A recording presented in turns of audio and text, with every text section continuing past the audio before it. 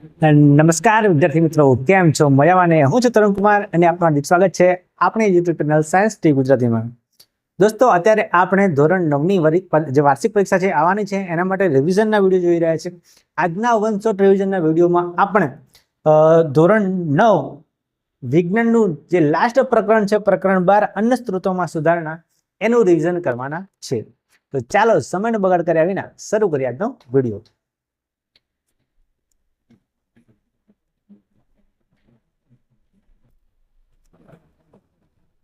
જો વિદ્યાર્થી મિત્રો,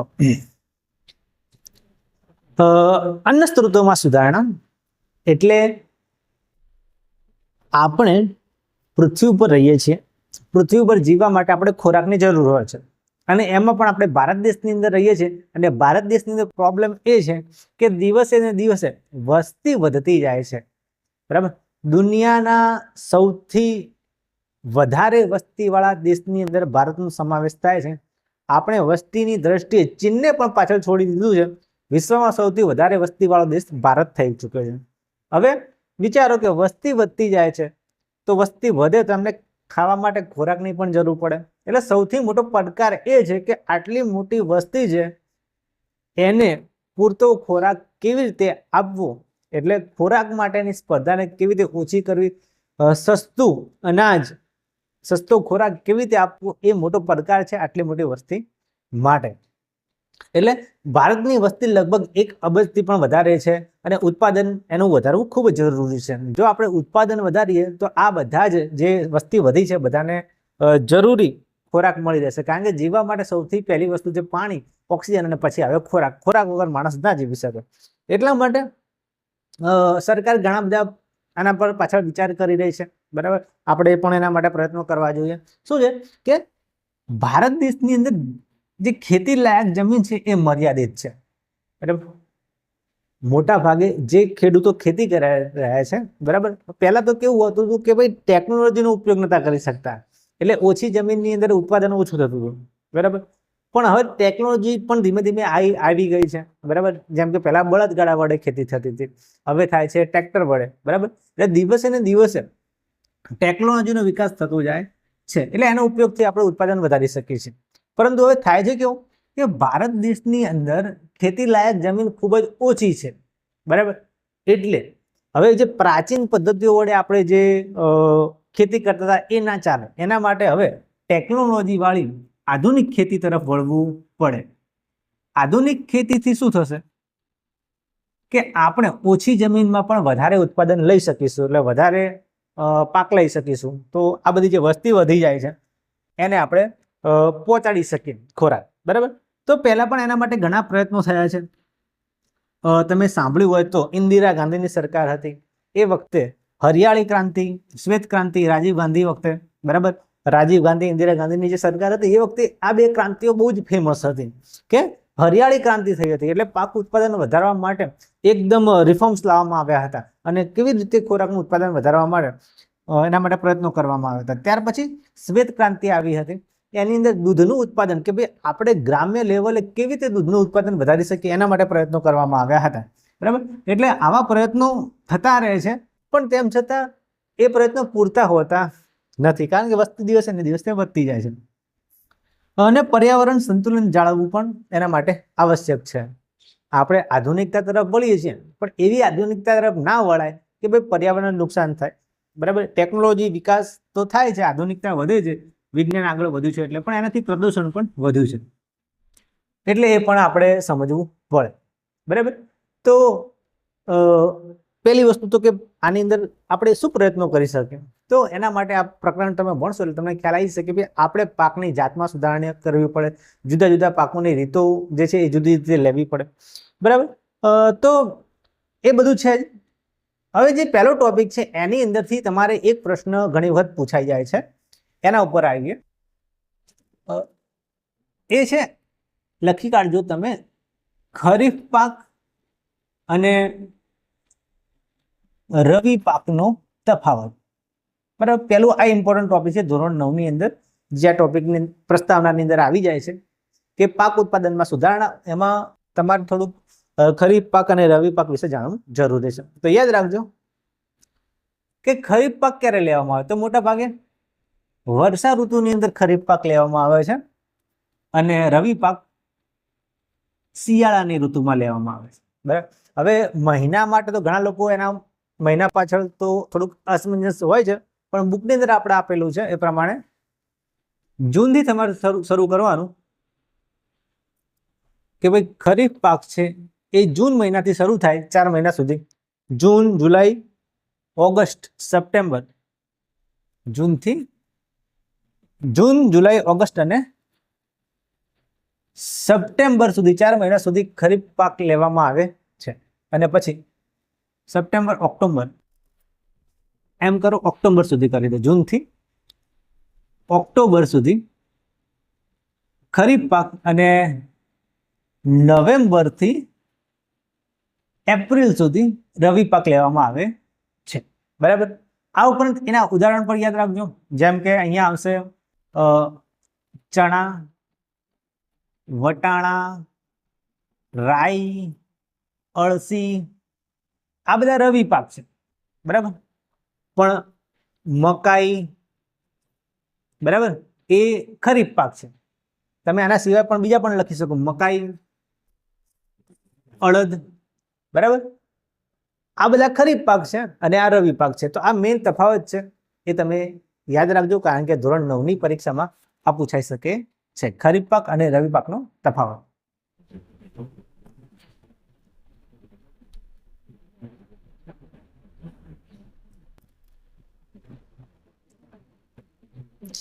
જુઓ, હવે પાક ઉત્પાદનના સુધારણા, એના મુખ્ય 3 તબક્કા આપણે સમજવાના છે. 3 સ્ટેજ છે એના.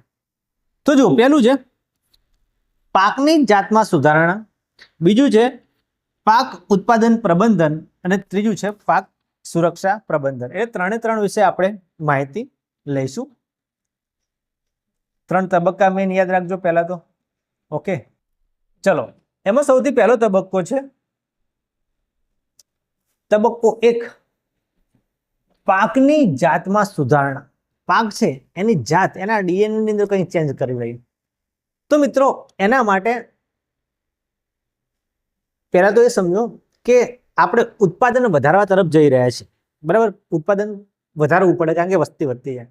તો એની જે રીતો છે એની અંદર પહેલું છે કે આપણે એવું શું કરીએ. તો પહેલી વસ્તુ છે પાકની જાતમાં સુધારણા કરી શકીએ. આપણે પાકની જાત એવી બનાવીએ કે જેથી ઉત્પાદન વધે, એની ક્વોલિટી વધે. તો એના ઉપાયો શું છે? તો પહેલો ઉપાય છે સંકરણ, હાઇબ્રિડાઇઝેશન. જુદી જુદી રીતે સંકરણ કરવામાં આવે છે અને એનાથી ઈચ્છિત લક્ષણો મેળવવામાં આવે છે. તમારે 3 યાદ રાખવાના છે, ખાસ 3 રીતો. પહેલું આંતરજાતીય સંકરણ, બીજું અંતઃજાતીય સંકરણ અને ત્રીજું આંતરપ્રજાતીય સંકરણ. હવે આંતરજાતીય સંકરણ કોને કહેવાય? તો આંતરજાતીય સંકરણની અંદર 2 વનસ્પતિની જુદી જુદી જાતિ વચ્ચે સંકરણ કરવામાં આવશે. યાદ રાખજો, આંતરજાતીય સંકરણ એટલે વનસ્પતિની 2 જુદી જુદી જાતિ વચ્ચે સંકરણ કરાવીને નવી જાતિ મેળવવી, અને એ સારી જાતિ હશે. પછી બીજું અંતઃજાતીય. અંતઃજાતીય એટલે એક જ પ્રજાતિની 2 જુદી જુદી જાતિઓ વચ્ચે, 2 ભિન્ન જાતિઓ વચ્ચે તમે સંકરણ કરાવીને એમાંથી નવી જાત મેળવી શકો. અને ત્રીજું છે આંતરપ્રજાતીય. 2 અલગ અલગ પ્રકારની પ્રજાતિ વચ્ચે સંકરણ કરાવવાનું અને વનસ્પતિની નવી જાત મેળવવી.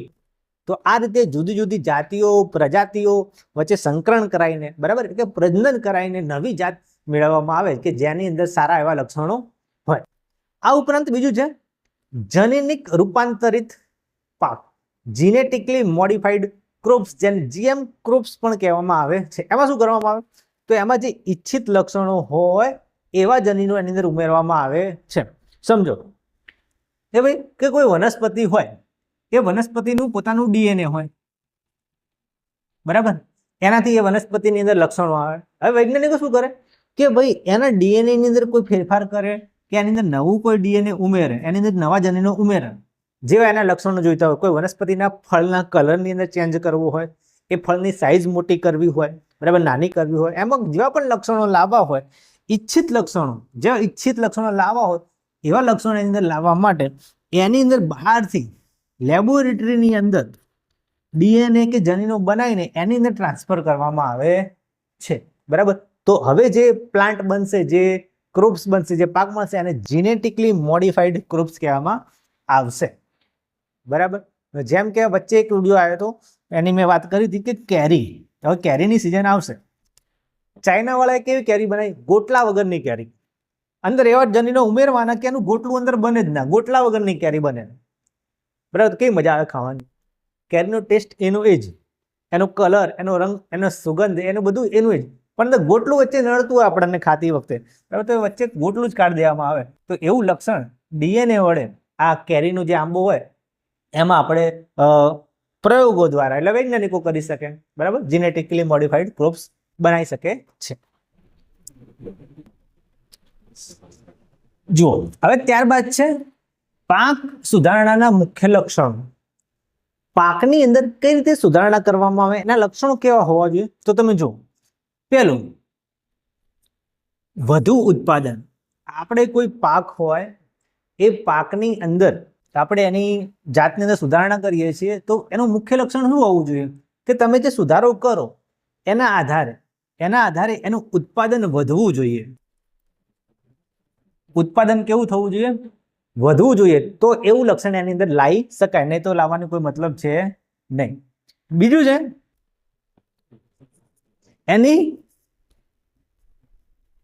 ગુણવત્તામાં સુધારણા.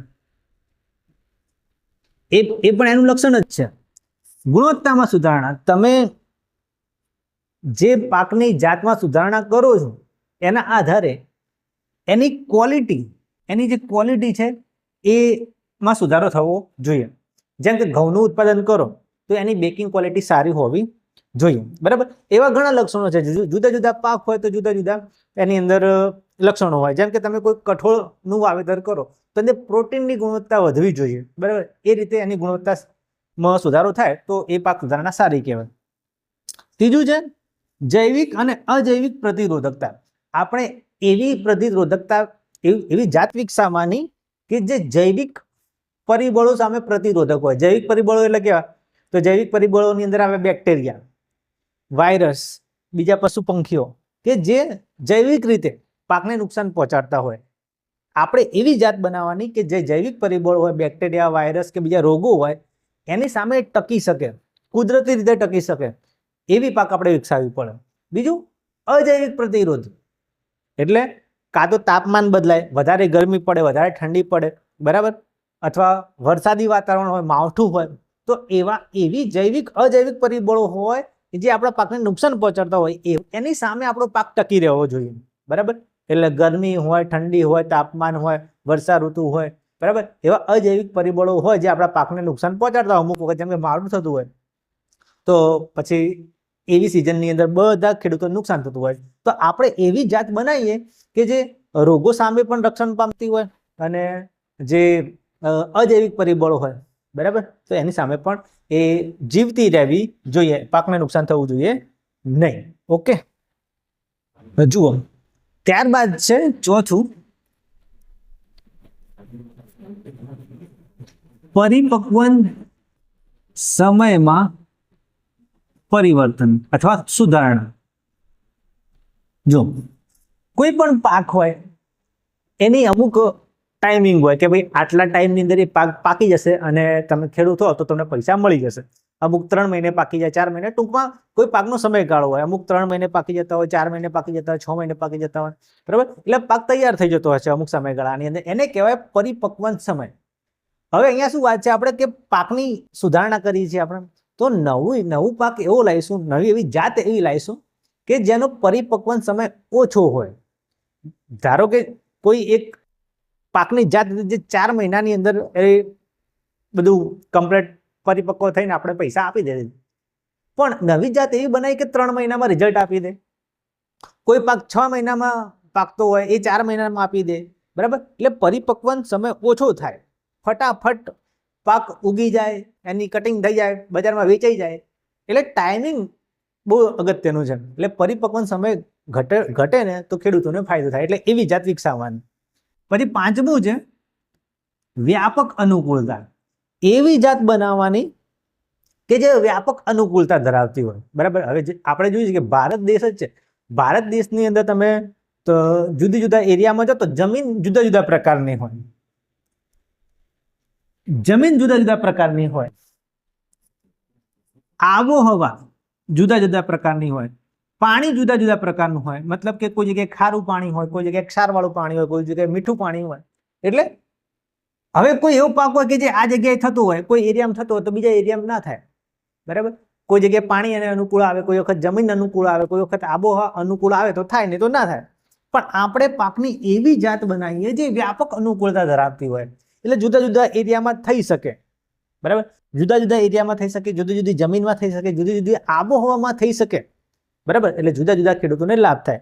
તો મતલબ એવું શક્ય તો ઓછું છે, પણ વૈજ્ઞાનિકો પ્રયત્નો એવા કરે છે કે ભાઈ આપણે પાકની સુધારણા એવી કરીએ, એટલે આને ધ્યાનમાં રાખીને સુધારણા કરે કે ભાઈ એ જે જાત છે એ ઘણી જગ્યાએ એનું ઉત્પાદન લઈ શકાય, બરાબર.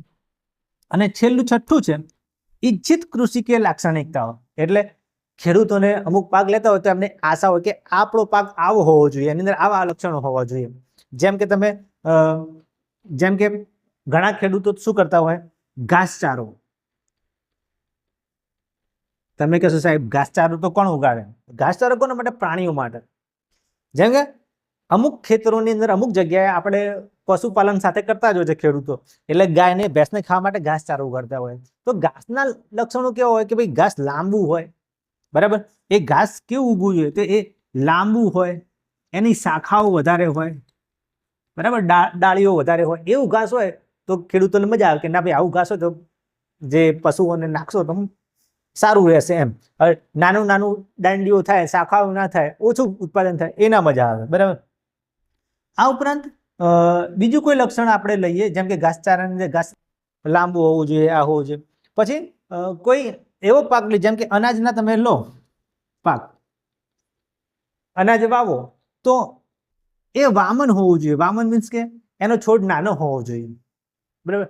નાનો છોડ હોય તો સારું, ઊંચો છોડ જાય તો જમીનમાંથી વધારે પોષક તત્વો ખેંચે, વધારે પાણીની જરૂર પડે. હવે છોડ નાનો હોય તો વધારે સારું, અનાજ જેવામાં કે છોડ જેટલો નાનો હોય એટલું પાણી ઓછું જરૂર પડશે, એને પોષક તત્વોની ઓછી જરૂર પડશે, ખાતરની ઓછી જરૂર પડશે.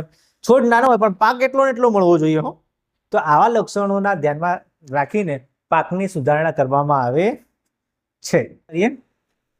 પાક ઉત્પાદન પ્રબંધન. એટલે પાક ઉત્પાદનનું પ્રબંધન કેવું હોવું જોઈએ?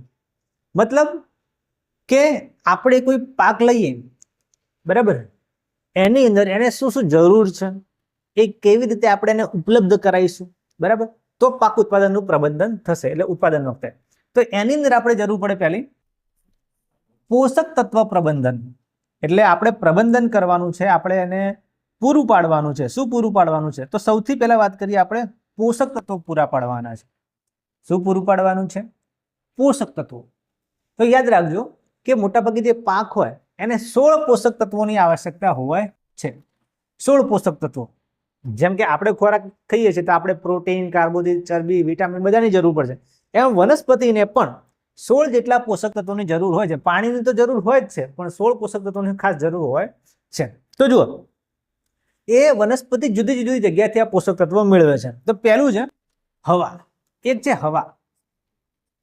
હવામાંથી કયા કયા પોષક તત્વો મળશે? તો કાર્બન અને ઓક્સિજન.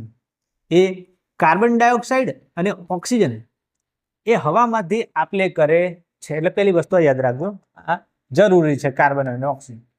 પછી બીજું છે જમીનમાંથી જે પાણી ખેંચે, એ પાણીમાંથી પણ હાઇડ્રોજન અને ઓક્સિજન એમ મળી જાય છે. કારણ કે H2O હોય એટલે આમાંથી હાઇડ્રોજન અને ઓક્સિજન એ બંને જમીનમાંથી મૂળ છે, એ પાણી ખેંચશે એટલે સાથે સાથે હાઇડ્રોજન ઓક્સિજન એને મળી જશે. અને ત્રીજું છે જમીન. જમીનમાંથી પણ અમુક પોષક તત્વો ખેંચે છે. જમીનમાંથી બે પ્રકારના પોષક તત્વો ખેંચે છે. એક ગુરુ પોષક તત્વો અને બીજા લઘુ પોષક તત્વો. બરાબર, યાદ રાખજો કે જેની વનસ્પતિને વધારે જરૂર હોય, વધારે માત્રામાં જરૂર હોય, એને ગુરુ પોષક તત્વો કે બૃહદ પોષક તત્વો પણ કહેવામાં આવે છે. અને જેની એકદમ ઓછી માત્રા કે સૂક્ષ્મ માત્રાની જરૂર હોય એને લઘુ પોષક તત્વો કહેવામાં આવે છે. અને યાદ રાખજો કે બૃહદ એટલે વધારે જરૂર હોય તો કેવા? Nitrogen, phosphorus, potassium, calcium, magnesium અને સલ્ફર. આ બધા ગુરુ પોષક તત્વો છે, જેમાં આવશે ફરીથી nitrogen, phosphorus, potassium, calcium, magnesium અને સલ્ફર.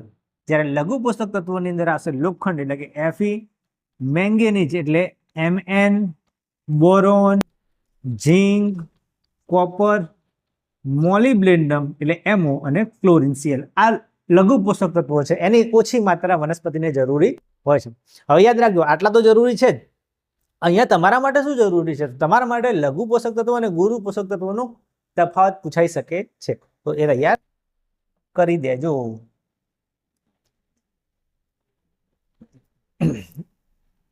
જુઓ, હવે એની અંદર પોષક તત્વોનો સ્ત્રોત. આ પોષક તત્વો વનસ્પતિને જરૂરી તો છે, પણ એને આપવા કઈ રીતે? તો સૌથી સારામાં સારો ઉપાય છે સેન્દ્રિય ખાતર, જેને મેન્યુઅર કહેવામાં આવે છે. સેન્દ્રિય ખાતર એટલે કુદરતી ખાતર. કુદરતી ખાતર વનસ્પતિને આલો એટલે સૌથી બેસ્ટ કહેવાય. બરાબર? એ કેવી રીતે બનાવવામાં આવે છે? તો આપણે જાણીએ છીએ કે પ્રાણીઓના મળ, વનસ્પતિઓના કચરાનો વિઘટનથી તૈયાર કરવામાં આવે છે. જમીનની ફળદ્રુપતા વધારે છે. જો આ રીતે, એના વિશે તમે થોડું જાણતા જ હશો કે જમીનની અંદર ખાડો ખોદીને, બરાબર, કે એની અંદર માટી નાખવામાં આવે. આ વનસ્પતિના જે હોય નકામો કચરો ખેતીમાંથી નીકળ્યો હોય એ નાખવામાં આવે. બરાબર? પછી પ્રાણીઓ હોય, ગાયો ભેંસો, એના મળમૂત્ર હોય એ અંદર નાખવામાં આવે. પછી માટી, પછી પાણી નાખવાનું, પછી ફરીથી કચરો નાખવાનો, માટી, પાણી, બધું એક ઉપર એક લેયર બનાવતા જવાનું. તો જે બનશે એ સેન્દ્રિય ખાતર કહેવાશે. બરાબર?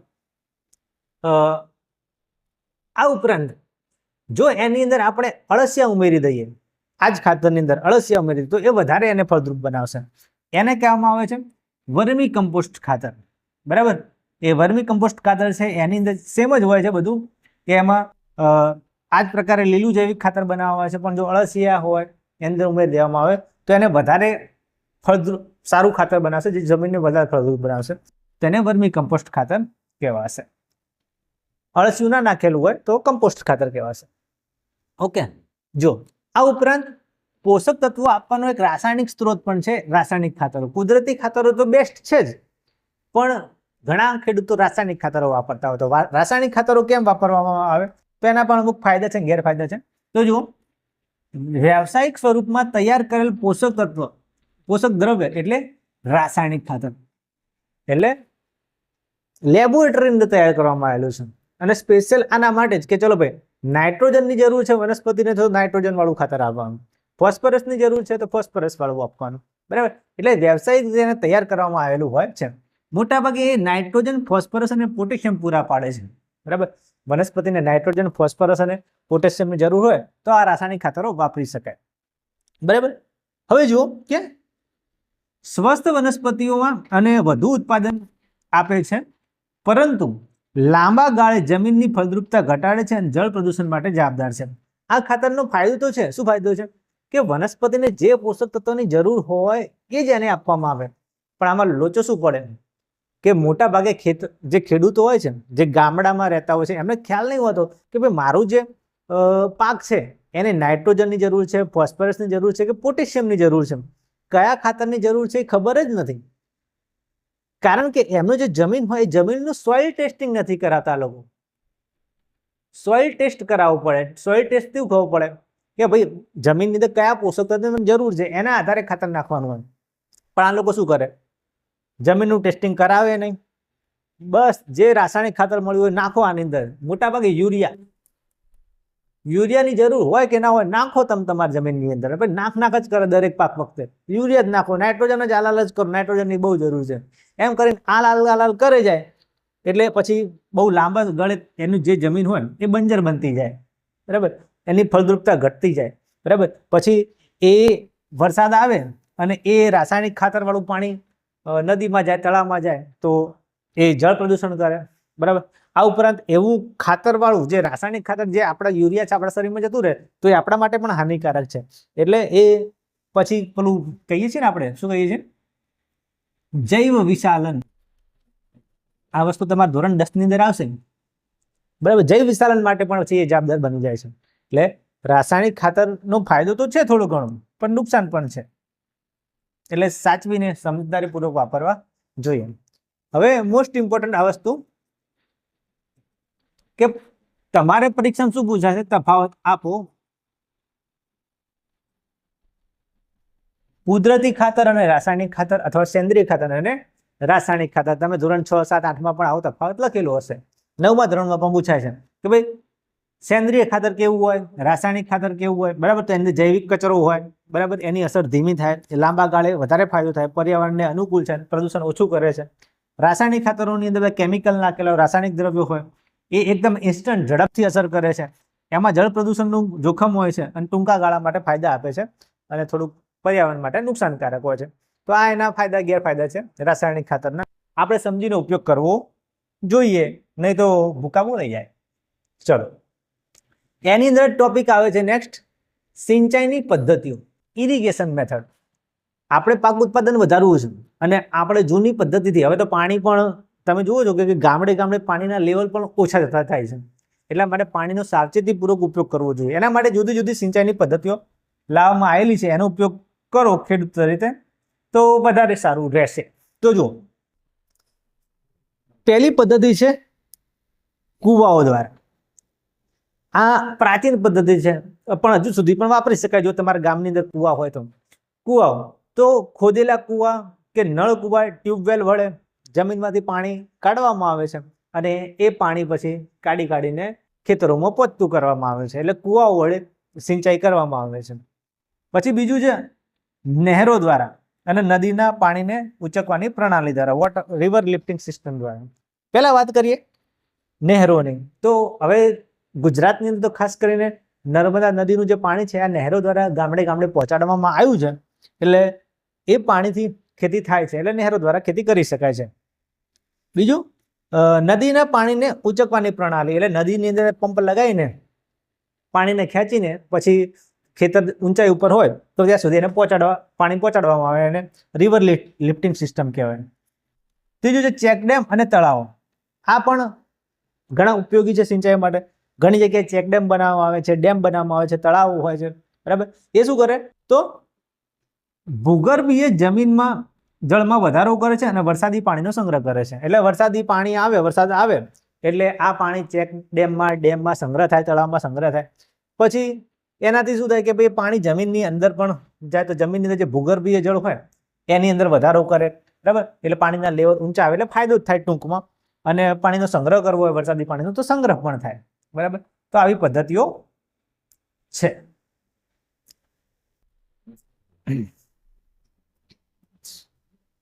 પછી છે પાકની જુદી જુદી રીતો. તો જુઓ, પાક ઉત્પાદન વધારવા માટે પાકની જુદી જુદી પદ્ધતિઓ છે લેવાની રીતો, એમાં પણ સુધારો કરી શકાય. એમાં સુધારો કરો તો પણ પાક ઉત્પાદન વધે. તો પહેલું જુઓ, મિશ્ર પાક પદ્ધતિ. મિશ્ર પાક પદ્ધતિ એટલે કેવું? તો મિશ્ર કરવા. શું મિશ્ર કરવાનું? તો 2 અથવા 2 કરતા વધુ પાક એક સાથે લેવામાં આવે એટલે મિશ્ર પાક કહેવાય. એક પાક લીધો સાથે સાથે બીજો પાક પણ લેવાનો. તમે જુઓ, જેમ કે લઈ શકાય ઘઉં વત્તા ચણા, એટલે ઘઉંનું વાવેતર તો કરવાનું, સાથે સાથે ચણાનું પણ વાવેતર કરવાનું, એક સાથે 2 લેવાનું. આ ઉપરાંત તમે ઘઉં લો તો સાથે સાથે રાઈ પણ લઈ શકો. ઘઉં વત્તા ચણા લો, ઘઉં અથવા રાઈ લો તો પણ ચાલે. એને મિશ્ર પાક પદ્ધતિ કહેવાય. મગફળી પ્લસ સૂર્યમુખી એ પણ તમે સાથે સાથે લઈ શકો છો. એક જ સાથે 2 પાક લેવાના, બરાબર. ઘઉં ચણા લઈ શકો, ઘઉં રાઈસ લઈ શકો, મગફળી કે સૂર્યમુખી સાથે લઈ શકો. એને મિશ્ર પાક પદ્ધતિ કહેવાય છે. પછી બીજી છે આંતરપાક પદ્ધતિ. આંતરપાક પદ્ધતિમાં કેવું છે? ચોક્કસ હરોળમાં 2 કે વધુ પાક લઈ શકાય. એક હરોળ એક પાક નહીં, બીજી હરોળ બીજા પાક નહીં, લાઈનો કરવાની, બરાબર. આની અંદર તમે લઈ શકો સોયાબીન પ્લસ મકાઈ લઈ શકો. એમાં બાજરી લો તો સાથે ચોળા પણ લઈ શકો, બરાબર. એટલે એક હાર સોયાબીનના છોડની હોય તો બીજી મકાઈના છોડની હોય, એક હાર બાજરીની હોય તો બીજી ચોળાની હોય. આ રીતે એક લાઈન એક પાકની, બીજી લાઈન બીજા પાકની. તો આને કહેવાય આંતરપાક. એક પાક બીજો પાક, એક પાક બીજો પાક, એને આંતરપાક પદ્ધતિ કહેવાય. આમાં મિક્સ લેવાની હોય, તમારી ઈચ્છા હોય એ પ્રમાણે, અહીંયા લીધી, બરાબર, એક જગ્યાએ આ લીધી, બરાબર. ત્રીજી છે પાકની ફેરબદલી. આ પણ ઇમ્પોર્ટન્ટ છે. પૂર્વ આયોજન અનુસાર પાક બદલવા. એટલે એક સિઝન આવી એટલે તમે એક પાક લીધો, બરાબર. બીજી સિઝન આવી એટલે બીજો પાક લીધો. પણ ત્રીજી સિઝન આવી એટલે ફરીથી આ પાક નહીં લેવાનો, બીજો કોઈ પાક લેવાનો, પછી બીજો પાક લેવાનો. એટલે વારંવાર વારંવાર પાક બદલતા રહેવાનું. એકનો એક પાક નહીં લેવાનો. ચલો મગફળી લીધી, પછી બીજું કોઈ લીધું, પછી મગફળી લીધી, મગફળી એક વખત લીધી પછી ફરતી નહીં લેવાની, તરત નહીં લેવાની, પાકની ફેરબદલી કરી જવાનું. એનાથી શું થાય કે ધારો કે તમે એક પાક લીધો, જેમ કે મગફળીનો પાક લીધો, જમીનમાંથી બધું નાઇટ્રોજન ખેંચાઈ ગયું, પોષક તત્વો ઓછા થઈ ગયા, તો ફરીથી હવે બીજો કોઈ પાક લો એટલે ફરીથી મગફળી ના આવવી જોઈએ, વારંવાર એનું ના આવે. બીજું કોઈ એવી વનસ્પતિ લેવાની કે હવે આ નાઇટ્રોજન જે પોષક તત્વો છે એની ઓછી જરૂર હોય અને જમીનમાં પાછું નાઇટ્રોજન ફરતી આવવું જોઈએ. એટલે મગફળીનો પાક લીધો એટલે ફરતી એનો તરત ફરતી ના લેવાય, વારંવાર અદલા બદલી કરી જવાનું. વારંવાર જેટલી વખત શક્ય હોય એટલી વખત બદલ કરી જવાનું. લગભગ 2 વર્ષ સુધી તમે પાક લીધો, 3 વર્ષ પછી રિપીટ કરો તો ચાલે, બરાબર. એની પહેલા રિપીટ નહીં કરવાનું, એને કહેવાય પાકની ફેરબદલી. ચલો હવે ત્રીજો મોસ્ટ ઇમ્પોર્ટન્ટ મુદ્દો, તબક્કો 3, પાક સુરક્ષા પ્રબંધન. જો પાકને આપણે ઉગાડી દીધો, એનું બધું, એને પોષક તત્વો પાણીની જરૂર હતી, એનું ઉત્પાદન પણ કરી દીધું. હવે સુરક્ષા કઈ રીતે કરવી? સુરક્ષા પણ જરૂરી નહીં તો પાકનો લોચો પડી જાય. કોનાથી સુરક્ષા? તો પેલું વીડ્સ, નીંદણ. ખેતરની અંદર નીંદણ થાય એટલે પાકને સૌથી મોટો નુકસાન વાળો થવાની શક્યતા નીંદણથી. તો એની અંદર ગાજર ઘાસ, જેમ કે ગાજર ઘાસ છે એ ઉગી જાય તો શું કરશે? એ પાક સાથે પોષક તત્વોની સ્પર્ધા કરશે. એટલે ટૂંકમાં જે પણ નીંદણ હશે, ખેતરની અંદર એક પાક ઉગ્યો, સાથે સાથે નીંદણ પણ ઉગ્યું, તો એ શું કરશે? પોષક તત્વો માટે સ્પર્ધા કરશે, બરાબર. એ એવું કરે કે ભાઈ જે પાક છે એ પાકને એ પોષક તત્વ ના લેવા દે અને પોતે બીજું જે નીંદણ ઉગી હોય એ લઈ લે. એનો વિકાસ થાય, એ નીંદણનો વિકાસ થાય, પણ બિચારો પાક છે એને પોષક તત્વો મળે નહીં, તો પોષક તત્વોને નુકસાન થાય. તો આપણે શું કરવાનું? તો એ નીંદણનો નિકાલ કરી દેવો જોઈએ, બરાબર. નીંદણની અંદર કયા પ્રકારની નીંદણ આવે? તો ગોખરું, ગાજર ઘાસ, મોથા, આવા જેવી નીંદણો થતી હોય છે જે પાકને નુકસાન કરતી હોય છે, તેના પોષક તત્વો ખાઈ જતી હોય છે, બરાબર. બીજું છે કીટકો અને રોગોથી નુકસાન. કીટકો હોય, એ કીટકો હુમલો કરે આના ઉપર, જુદા જુદા રોગો એનાથી થાય તો પણ એને નુકસાન થઈ શકે છે. એટલે બેક્ટેરિયા, ફૂગ, વાયરસ, એનાથી એને નુકસાન થઈ શકે, તો પછી એના માટે જંતુનાશકો, કીટનાશકો વાપરવા પડે છે, બરાબર. તો એનું નિયંત્રણ કેવી રીતે થાય? વાત કરીએ એમ કે જંતુનાશકોનો ઉપયોગ કરશો, પ્રતિરોધક જાતો બનાવશો અને ઉનાળામાં ઊંડું ખેડાણ કરશો તો આ બધાથી નુકસાન થવાની સંભાવના ઓછી થઈ શકે છે, બરાબર. ઉનાળામાં થોડું જે ખેતી વખતે બિયારણ વાવ્યું હોય એ વખતે ઊંડું ખેડાણ કરવાનું, જંતુનાશકો નાખી દેવાના, એના ઉપર આના પર નાખી દીધું, જંતુનાશક દવા છાંટી દીધી એટલે કીટક આવે ખાવા, લાય હું ખાઈ જાઉં તને અને જ્યારે દવા ખાઈ લીધી એટલે આ મરી જાય, મેં તો ગયા, બરાબર. એનાથી રોગો ઓછા ફેલાય. પછી બેક્ટેરિયા, ફૂગ લાગેલી હોય તેના પર તમે છાંટેલું હોય તો એ બેક્ટેરિયા, ફૂગ મરી જશે, એ પાંદડા પાકને નુકસાન થશે નહીં, બરાબર. જો આવું કરવામાં આવે છે પણ એના પણ થોડાક નુકસાન હોય છે. ચલો પછી અનાજનો સંગ્રહ. હવે પાકનું તો તમે લઈ લીધું પણ એનું સુરક્ષા પણ કરી દીધી, પણ અનાજનો સંગ્રહ કરો છો એ વખતે પણ થોડું ધ્યાનમાં રાખવું પડે. શું ધ્યાનમાં રાખવું પડે? તો જુઓ, અનાજનો સંગ્રહ એટલે સ્ટોરેજ ઓફ ગ્રેન કેવી રીતે કરવામાં આવે? તો જૈવિક ઘટકોથી નુકસાન ના પહોંચવું જોઈએ. જે ગોડાઉન હોય એની અંદર કીટકો, ઉંદરો, ફૂગ અને બેક્ટેરિયા એને નુકસાન પહોંચી જાય આની અંદર, એટલે બધું રમણ ભમણ કરી નાખે, બધું ખાઈ જાય. ઉંદરો આ બધું ખાઈ જાય, ઘઉં. તમને ખ્યાલ હોય તો ઉંદર વડે સૌથી વધારે ખેડૂતોને નુકસાન થતું હોય છે, બરાબર. પછી ફૂગ, બેક્ટેરિયા વડે પણ એને નુકસાન થતું હોય છે, બરાબર. એના માટે તમારે શું કરવાનું? અજૈવિક ઘટકોને નિયંત્રણમાં રાખવાના, જેમ કે તાપમાન અને ભેજ. જો તમે સાંભળેલું છે કોલ્ડ સ્ટોરેજનું નામ. કોલ્ડ સ્ટોરેજ, જે પાકનું ઉત્પાદન થયું એને ગરમીમાં નહીં, ઠંડામાં રાખવાનું, કોલ્ડ સ્ટોરેજમાં રાખવાનું. એનાથી શું થાય? તાપમાન ઘટે ને તો ફૂગ, બેક્ટેરિયા છે એ બધા એમાં જીવશે નહીં. એના માટે તાપમાન થોડું ઊંચું, થોડું ભેજ હોય ને તો ફૂગ અને બેક્ટેરિયા જીવશે, બાકી જીવશે નહીં. એટલે કોલ્ડ સ્ટોરેજમાં રાખો તો આ જે પાક લીધેલો હોય થોડો બચી જાય, બરાબર. પછી જ્યારે સંગ્રહ કરો ત્યારે એની સાફ સફાઈ કરવી પડે, બરાબર. સૂર્યપ્રકાશમાં એને સૂકવવું પડે, બરાબર. એમાં રાસાયણિક ધુમાડો કરવો પડે. જ્યારે પહેલા સંગ્રહ કરતા પહેલા તો આ ઉંદર છે, કીટકો છે, બધા અંદર નહીં જાય. પહેલથી ધુમાડો કરેલો હોય, બરાબર, સાફ સફાઈ બરાબર કરેલી હોય, પ્રકાશમાં સૂર્યપ્રકાશમાં સુકવણી કરેલી હોય, તો આ કીટકો બીટકો બધું અંદર જશે નહીં, બરાબર. તો આ બધું વસ્તુ કરો તમે તો એનો સંગ્રહ કરી શકાય. અને અયોગ્ય પ્રમાણે એટલે આ તાપમાન અને ભેજની વાત કરી, એનું અયોગ્ય પ્રમાણ હોય, બરાબર. ફૂગ અને બેક્ટેરિયા અંદર પહેરી ગયા હોય પહેલથી, તો લોચો પડી શકે, આ બધું થઈ શકે. એટલા માટે પહેલથી સાવચેતી લેવી પડે. ઓકે, હવે વાત કરીએ પશુપાલનની. પશુપાલન તો ભારત દેશની અંદર જેટલું અગત્યનું ખેત ઉત્પાદન છે એટલું જ પશુપાલનનું પણ અગત્ય છે. કેમ? કારણ કે ખોરાક માટે આપણે ફક્ત પાક નહીં લેતા, આપણે દૂધ, દહીં, છાશ એ બધું પણ ખાઈએ છીએ. એ મળે છે પ્રાણીઓમાંથી, બરાબર. એટલે પ્રાણીઓમાંથી આ બધું લેતા હોય તો એનું પણ ઉત્પાદન વધારવા માટે કઈ પ્રયત્નો કરવા પડે. તેના માટે ખેડૂતો શું કરે છે? ખેતીની સાથે સાથે પશુપાલન પણ કરતા હોય છે. હવે યાદ રાખજો કે પશુધનના વૈજ્ઞાનિક પ્રબંધનને પશુપાલન કહે છે. પહેલી તો વ્યાખ્યા બધાને આવડવી જોઈએ. પશુપાલન એટલે શું પૂછાતી હોય છે, તો પશુધનના વૈજ્ઞાનિક પ્રબંધન, બસ આ શબ્દ હોવો જોઈએ તમારી અંદર. પશુધનનું વૈજ્ઞાનિક પ્રબંધનને પશુપાલન કહે છે. પશુ આપણને શું આપે છે? દૂધ, ઈંડા, માંસ વગેરેની માંગ પૂરી પાડે છે, બરાબર. એમાં પાલતા પશુઓ હોય તો એનાથી શું ફાયદો થાય? તો દૂધાળા પશુઓ દૂધ ઉત્પાદન માટે જરૂરી છે. આપણે દૂધ ઉત્પાદન માટે ગાયો ભેંસો પાળતા હોઈએ છીએ.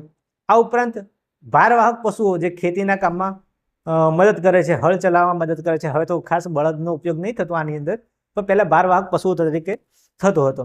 પછી સિંચાઈ માટે પણ એનો ઉપયોગ થતો હતો. એટલે પશુપાલનથી ખોરાક પણ મળે છે અને સાથે સાથે એ લોકો કંઈ કામમાં પણ આવે છે. એટલા માટે પશુપાલન કરવામાં આવે છે. આ ખાસ યાદ રાખજો.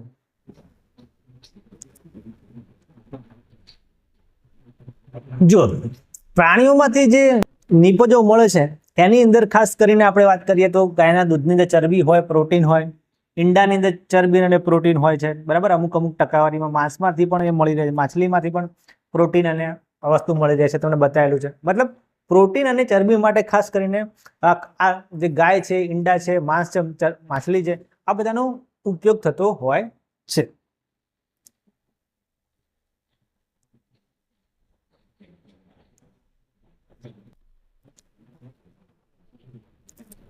તો આપણે વાત કરીએ પ્રમાણે કે પાલતુ પશુઓનો ઉછેર કેમ કરવામાં આવે છે. તો વાત કરી કે દૂધાળા પશુઓ છે એ મોટા ભાગે દૂધ ઉત્પાદન માટે આપણને દૂધ આપે છે, એટલે આપણે એનો ઉછેર કરીએ છીએ. અને ભારવાહક પશુઓનો ઉછેર કરીએ છીએ, જેમ કે એ લોકો ખેતી કામમાં મદદ કરે, સિંચાઈમાં મદદ કરે, ભારવહનમાં મદદ કરે. પણ હમણાંથી જે ટ્રેક્ટર અને ટેકનોલોજી વિકસી છે એટલે આપણે ભારવહન માટે પશુઓનો ઉપયોગ હવે ઓછો થતો જાય છે. પણ તેમ છતાં હજી અમુક ગામડાઓની અંદર બળદગાડામાં પણ એનો ઉપયોગ થતો હોય છે, બળદોનો. જુઓ, હવે પાક ઉત્પાદન વધારવાનું તો આપણે બરાબર સમજ્યા, પણ હવે દૂધ ઉત્પાદન વધારવું હોય તો શું કરવાનું? કયા પ્રયત્નો થયેલા છે? તો ઈચ્છિત લક્ષણો ધરાવતી સુધારેલી જાતો પ્રાણીઓમાં પણ મેળવવામાં આવે છે. કઈ રીતે સમજો તમે? કે વિદેશી જાતો, એના નામ યાદ રાખજો, જર્સી અને બ્રાઉન સ્વિસ ફેમસ છે. શેના માટે? લાંબો દૂધ સ્ત્રવણ કાળ છે. દૂધ સ્ત્રવણ કાળ એટલે આ જે ગાયો ભેંસો છે એ શું કરશે? લાંબા સમયગાળા માટે દૂધ આપશે, એટલે એનો દૂધ સ્ત્રવણ કાળ લાંબો હોય છે, બરાબર. વિદેશી જાતો છે જર્સી અને બ્રાઉન સ્વિસ. એ જ રીતે ભારતની દેશી જાતો પણ અમુક છે, જેમ કે રાતી, સિંધી અને સહેવાલ. નામ યાદ રાખજો. એની રોગ પ્રતિકારક ક્ષમતા વધારે હોય છે. આ જે વિદેશી જાત છે એ લાંબા ટાઈમ માટે દૂધ આપે, વધારે દૂધ આપે, અને આપણી જે જાતો છે એ રોગ પ્રતિકારક ક્ષમતા એની વધારે હોય. તો આ બંનેનું શું કરવામાં આવે? સંકરણ કરવામાં આવે. અને સંકરણ કરીને નવી જાત બનાવવામાં આવે પ્રાણીની જે સ્વસ્થ હોય અને વધારે દૂધ આપતી હોય, બરાબર. એ ટૂંકમાં પહેલું છે કે સંકરણ, પ્રાણીઓની અંદર પણ સંકરણ કરવામાં આવે. ઈચ્છા હોય આપણે કે આવા લક્ષણો લાવવા છે તો શું હોય આપણી ઈચ્છા કે ભાઈ જે પ્રાણી છે એ માંદું ના પડવું જોઈએ, બીમાર ના પડવું જોઈએ, તો એની અંદર આ લક્ષણ હોવું જોઈએ. રોગ પ્રતિકારક ક્ષમતા સારી હોવી જોઈએ. અને બીજું કે આપણે એનાથી દૂધ લઈએ છીએ, દૂધ વધારે આપતું હોવું જોઈએ. તો આ બે લક્ષણોના સંકરણ કરીને નવી જાત બનાવવામાં આવે છે, એટલે સંકરણ કરવામાં આવે છે પ્રાણીઓનું.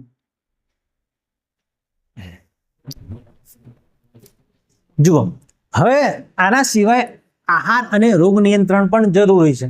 દૂધ ઉત્પાદન વધારવું હોય તો આ વસ્તુ પણ જરૂરી છે ભાઈ. તો જુઓ, પહેલું તો એને સંતુલિત ખોરાક આપવો પડે. આપણે ખોરાક ખાઈએ છીએ ત્યારે આપણે તાજા માજા રહીએ છીએ. એમ જો પ્રાણીઓમાંથી આપણે દૂધનું ઉત્પાદન વધારવું હોય તો બિચારાને એને ખોરાક પણ સારો આલવો પડે. ગાયો ભેંસો સારો ખોરાક ખાશે તો દૂધ પણ સારું આલશે.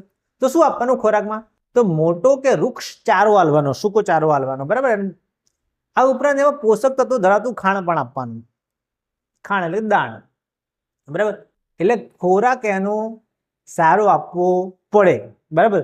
વધારે જેટલે ટૂંકમાં એને જેટલી જરૂર હોય એટલી માત્રામાં ખોરાક આપવાનો, વૃક્ષચારો આપવાનો, ખાંડેલું અનાજ આપવાનું, દાણ આપવાનું, તો એ સારું દૂધ આપશે. બીજું, રોગો પર નિયંત્રણ, એટલે બીમાર ઓછું પડે. ક્યારે? બાહ્ય પરોપજીવીઓ. બાહ્ય પરોપજીવી એટલે આના ઉપર મચ્છર કરડે, જીવાત કરડે, એના શરીર ઉપર કરડે તો પછી એનાથી એને ત્વચાના રોગો થશે, અને રોગ થાય એટલે પછી એનું દૂધનું ઉત્પાદન ઘટી જાય. બીજું, અંતઃપરોપજીવી પણ હોય છે એના શરીરની અંદર, જેમ કે કૃમિઓ, જઠર અને આંતરડાને નુકસાન પહોંચાડે છે. તો આના માટે શું કરવું પડે? તો આના માટે એને યોગ્ય સમયે એની તપાસ કરાવવી પડે, પછી એની સારવાર કરાવવી પડે. રસીકરણ પણ કરવામાં આવતું હોય છે. રસીકરણ કરેલું હોય તો આને એવા રોગો થશે નહીં, જલ્દી બીમાર નહીં પડે, બરાબર. અને જો બીમાર થાય તો તરત એની સારવાર કરાવવી પડે, બરાબર. અને જે જગ્યાએ રહેતું હોય જે પ્રાણી, એ સાફ સફાઈ વાળી જગ્યા હોય, બરાબર. એમાં મળમૂત્ર ઢોળાવાળી જગ્યાએ રાખવાનું, બરાબર. એટલે ગટરની અંદર જતું રહે. પછી એને યોગ્ય સમયે નવડાવવા જોઈએ, સાફ સફાઈ રાખવી જોઈએ, બરાબર. પછી જે રહેઠાણ હોય એનું ત્યાં ધુમાડો કરવો જોઈએ બીજા, તો એ પ્રાણી છે એ સારું રહેશે, તો દૂધ ઉત્પાદન સારું આપશે. ઓકે, ચલો નેક્સ્ટ મોસ્ટ ઇમ્પોર્ટન્ટ ટોપિક છે તમારી પરીક્ષા માટે, ખેતી માટે નહીં, મરઘા પાલન. એનો ઉત્પાદનનો હેતુ શું છે? બે વસ્તુ છે. લોકો મરઘાનું ઉત્પાદન કેમ કરતા હોય છે? તો પેલું લેયર મરઘા હોય છે અને બ્રોઇલર મરઘા હોય છે. આ કયા મરઘા? તો લેયર મરઘા એટલે કેવા મરઘા કે જેનું ઉત્પાદન કરવામાં આવે ઈંડા માટે. એ મરઘાનું ઉત્પાદન ઈંડા માટે થાય, એટલે એ ઈંડા મેન ઈંડા માટે છે, તો એવા મરઘાને કહેવાય લેયર મરઘા. અને એવા મરઘા કે જેનું માંસ ખોરાક તરીકે ઉપયોગમાં લેવામાં આવે છે એને કહેવાય બોઇલર મરઘા, બરાબર. એટલે બે જાતના મરઘાનું ઉત્પાદન થાય છે. જો ઈંડાનું તમારે વ્યવસાય કરવાનો હોય, બરાબર, તો લેયર મરઘા યાદ રાખજો. અને માંસ માટે વ્યવસાય કરવાનો હોય તો બ્રોઇલર મરઘા એને કહેવાય છે. પછી એના ખોરાક જુદા જુદા હોય, એની માવજત જુદી જુદી હોય, એનો બધા અલગ અલગ હોય છે, બરાબર. જો લેયર મરઘાનું ઉત્પાદન કરવું હોય તો એમને પૂરતી જગ્યા જોઈએ, એને પ્રકાશ એના માટે જરૂરી છે. તો એને ખોરાક સારો આપવામાં આવે, પૂરતી જગ્યા હોય, પ્રકાશ મળી રહે, તો એ સારો એવું ઈંડાનું ઉત્પાદન કરી શકે છે.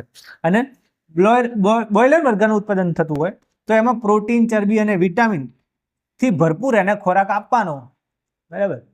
એ મરઘાને આવો સારો ખોરાક આપવાનો. આ ઉપરાંત એ ઝડપથી મોટા થઈ જાય, બરાબર, એનું વજન વધી જાય તો એ સારા ભાવથી વેચાય, બરાબર. તો એમાંથી સારું એવું માંસ મળી રહેશે. તો એને પ્રોટીન, ચરબી અને વિટામિન જેવો ભરપૂર ખોરાક આપવો, તાજા માજા થાય, પછી એનું ચિકન બની જાય, બરાબર. એટલે આ ચિકન લેગ પીસ છે, કારણ કે ઘણા લોકો એનો ખોરાક તરીકે ઉપયોગ કરતા હોય છે. જો હવે એની અંદર શું જાતમાં સુધારો કરી શકીએ આપણે? તો એક ભારતની જાત છે અસીલ, અને વિદેશી જાત છે લેગહોર્ન. નામ યાદ રાખજો, લેગહોર્ન અને અસીલ, બરાબર. એમાંથી સંકરણ કરીને નવી જાત બનાવવામાં આવે છે. અને કયા લક્ષણો હોવા જોઈએ? તો મરઘાના બચ્ચાની સંખ્યા અને ગુણવત્તા. સંકરણ કરાવીને એવી મરઘાની જાત પેદા કરવાની કે જે વધારે બચ્ચા આપે અને સારી ગુણવત્તામાં બચ્ચા આપે, બરાબર. બીજું, નાના કદના બોઇલર એટલે બ્રોઇલર મરઘા હોય એનું કદ નાનું હોય એવા મરઘાની જરૂર હોય છે. કેમ કારણ કે મરઘા નાના હોય એનું કદ વધારે મોટું નહીં થાય, બરાબર. તો એ ખોરાક પણ ઓછો લેશે અને ઝડપથી એ બજારમાં પણ પહોંચી જશે. બીજું, ઉનાળામાં અનુકૂલન ક્ષમતા. આ ખાસ વસ્તુ જરૂરી છે, સમજો. ઉનાળામાં અનુકૂલન ક્ષમતા એટલે આ મરઘા એવા પ્રાણીઓ છે કે જે ગરમી સહન કરી શકતા નથી. યાદ રાખજો, ગરમી એટલે ઉનાળાની અંદર મરઘાઓ ગરમી સહન ના કરે તો મરી જાય. એટલા માટે એવી જાત બનાવવાની કે ઉનાળાની ગરમીનું સહન કરી શકે. આ મરઘા મરી ના જવા જોઈએ, તો જ જેને કર્યો હોય વ્યવસાય એને ફાયદો થાય. સાર સંભાળમાં ઓછા અને ખર્ચની જરૂરિયાત ઓછી હોય એવી જાત વિકસાવવી પડે. એટલે આને વધારે સાર સંભાળવાની જરૂર ના હોય એવા મરઘાની જાત બનાવવી પડે અને પાછળ ખર્ચ પણ ઓછો થાય એ જરૂરી છે. ચલો, નેક્સ્ટ મોસ્ટ ઇમ્પોર્ટન્ટ ટોપિક, આમાંથી 100% પ્રશ્ન હશે. મત્સ્ય ઉત્પાદન, માછલીઓનો ઉછેર.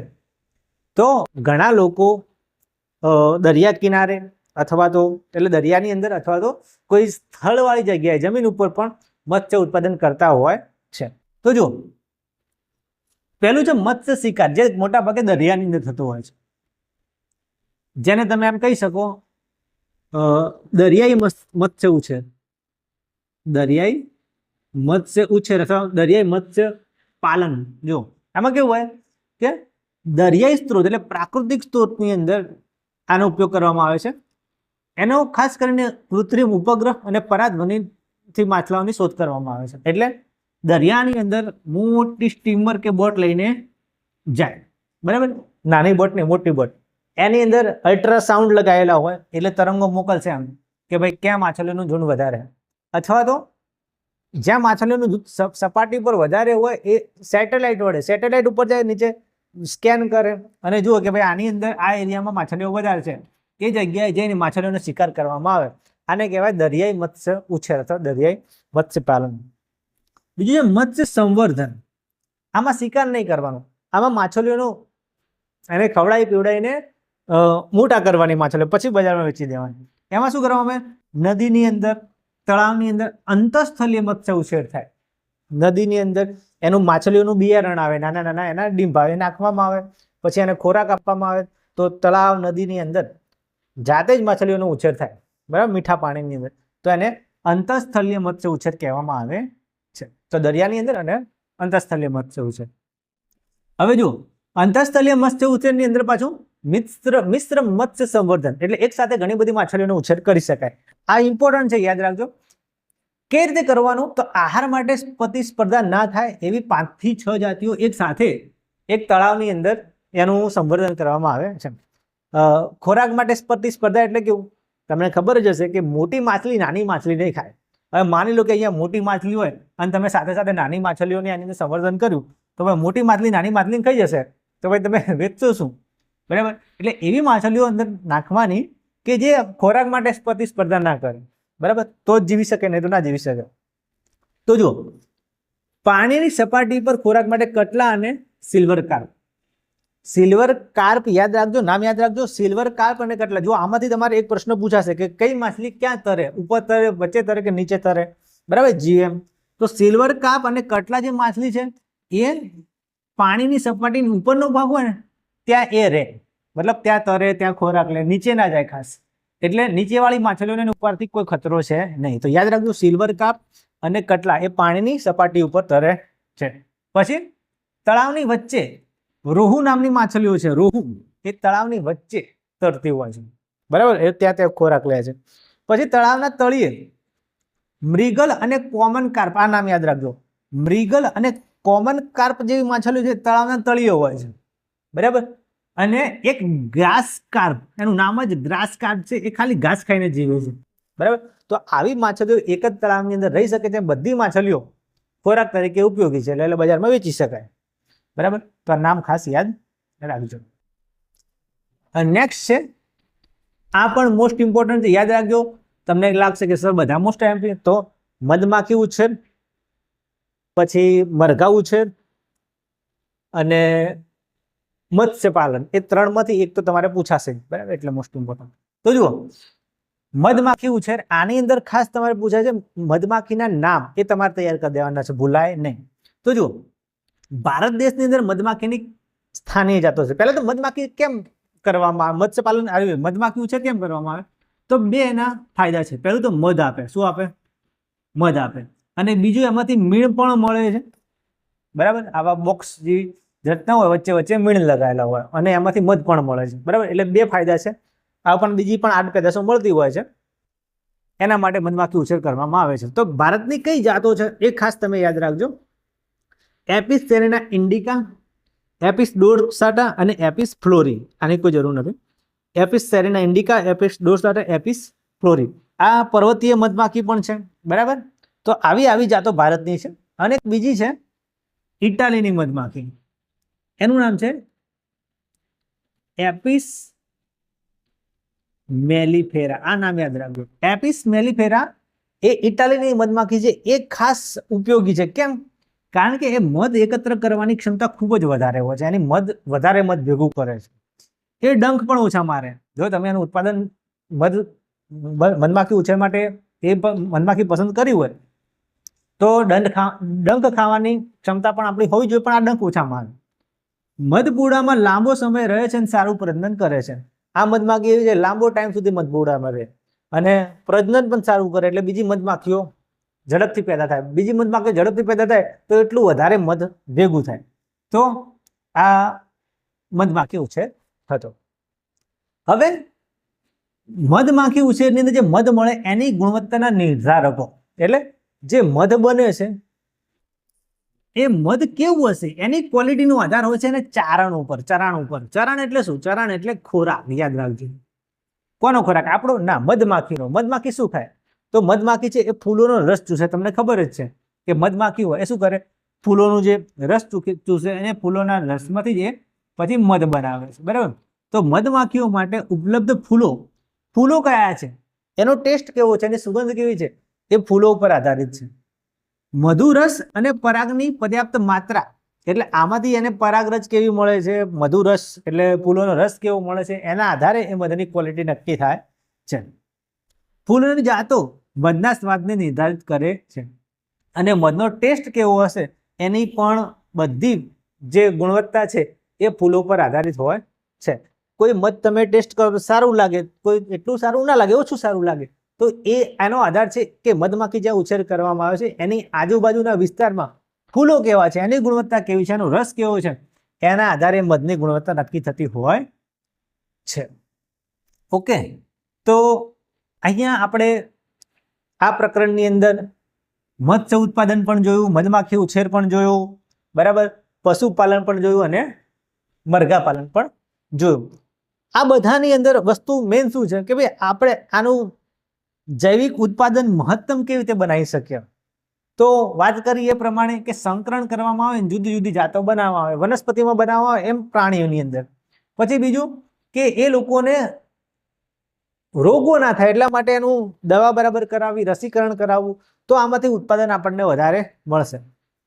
અને ત્રીજું કે આ લોકોને યોગ્ય રહેઠાણ કે આવાસ આપણે આપીશું, સંતુલિત ખોરાક આપશું, તો સામે ઉત્પાદન વધશે. તો ઉત્પાદન વધારવું હોય, ભલે એ મધમાખી ઉછેર હોય, મત્સ્યપાલન હોય, મરઘા પાલન હોય કે પશુપાલન હોય, જો ઉત્પાદન વધારવું હોય તો સંકરણ કરીને નવી જાતો વિકસાવવી પડશે, એને રોગમુક્ત બનાવવા પડશે, એને સારો ખોરાક અને રહેઠાણ આપવું પડશે, તો તમે એનું જૈવિક ઉત્પાદન વધારી શકો છો. તો ખોરાકનું પણ ઉત્પાદન વધશે. તો વિદ્યાર્થી મિત્રો, અહીંયા પ્રકરણ 12 અન્ન સ્ત્રોતોમાં સુધારણા એની આપણે પૂર્ણાહુતિ કરીએ છીએ. અહીંયા આપણે ધોરણ 9ના બધા જ પ્રકરણના વન શોટ વિડીયો પૂરા કરીએ છીએ. હવે તમારી પરીક્ષા માટે તમને બેસ્ટ ઓફ લક. તમે બધા જ પેપર સારા આપજો, એમાં પણ વિજ્ઞાનના પેપર માટે તમને સ્પેશિયલી બેસ્ટ ઓફ લક. તો વિદ્યાર્થી મિત્રો, ધોરણ 9ની પરીક્ષા તમે પાસ કરી જ દેશો અને હવે ધોરણ 10માં તમે આવશો તો ધોરણ 10 માટે પણ આપણી ચેનલને સબસ્ક્રાઇબ કરી દેશો. તો વિદ્યાર્થી મિત્રો, આ વિડીયોમાં બસ આટલું જ. જો તમે આ ચેનલ ઉપર પહેલી વખત આવ્યા હોય તો ચેનલ સબસ્ક્રાઇબ કરી દો, આ વિડીયોને લાઈક કરી દો. તમને આવા જ વિડીયો, આનાથી સારા એનિમેટેડ વિડીયો પણ આપણી ચેનલ પર મળતા રહેશે, ગણિતના વિડીયો પણ મળતા રહેશે. તો ચાલો વિદ્યાર્થી મિત્રો, આ વિડીયો બસ આટલું જ. હવે મળીશું બીજા કોઈ વિડીયોમાં, ત્યાં સુધી આવજો.